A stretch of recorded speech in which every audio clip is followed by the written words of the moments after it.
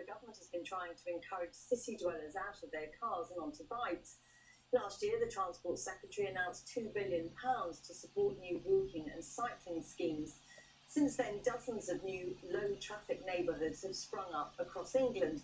They're designed to cut traffic on residential streets by pedestrianising busy rat runs, but they've not been popular everywhere, as Anya Potts has been finding out. Bollards, that's the future for Britain's roads. It's one of those topics that never fails to divide opinion. How and when we use our roads. This in Durham almost 20 years ago when the first congestion charge was introduced. Have you paid? No. Are you going to pay? No.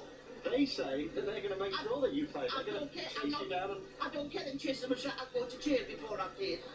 So perhaps it's little surprise that protests have been popping up all across England at the latest government-driven scheme to get fewer cars on the road. We've had enough of it. We're not taking it no more. Sorry, people. This time it centres around low-traffic neighbourhoods, brought in during the pandemic, making some roads car-free zones.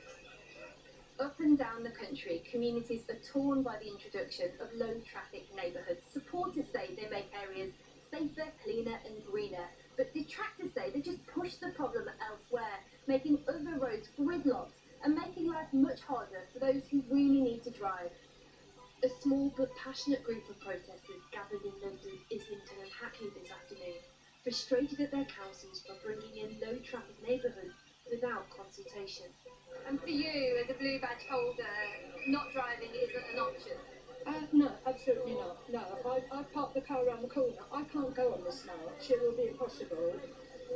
I've ended up in a position where I've been forced to walk, and because of the distance I had to walk, the whole of my next day, I was just in pain, couldn't move. I feel more trapped with this than I did with COVID.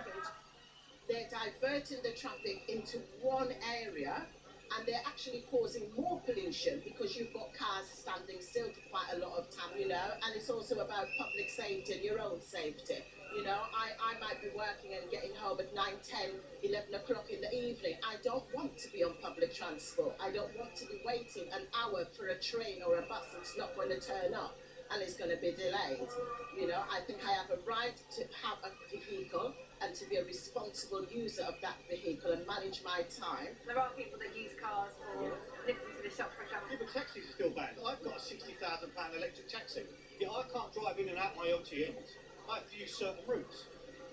Complaints of emergency service vehicles struggling to get through low-traffic neighbourhoods have added fuel to arguments that the schemes haven't been properly thought out.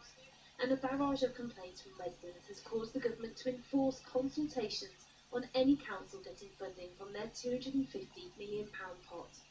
Some councils have even removed LTNs after pressure from locals. But for all the detractors, there's also big cheerleaders of the scheme. Shivaji Shiva campaigned for their introduction near his home in the West Midlands. The quarter of driven journeys are under a mile. It's just remarkable. And Birmingham has some of the most polluted spots across the UK. We also know that does enormous damage to our health and to the health of our children. The council tells us that 900 or more people every year die sooner because of that air pollution. All of those things need to change, and they need to change urgently. Low traffic neighbourhoods are part of the solution to those problems. Both Hackney and Islington councils report that traffic in their area shows early signs of reduction. Hackney also say they're bringing in exemptions for blue badge holders. The need to bring down pollution is recognised by people on both sides of this debate, but at the centre of this is how it's done and the voice they have in deciding it. Anya Pop reporting. Now, she was murdered aged just 36, silenced for exposing Ireland's organised crime.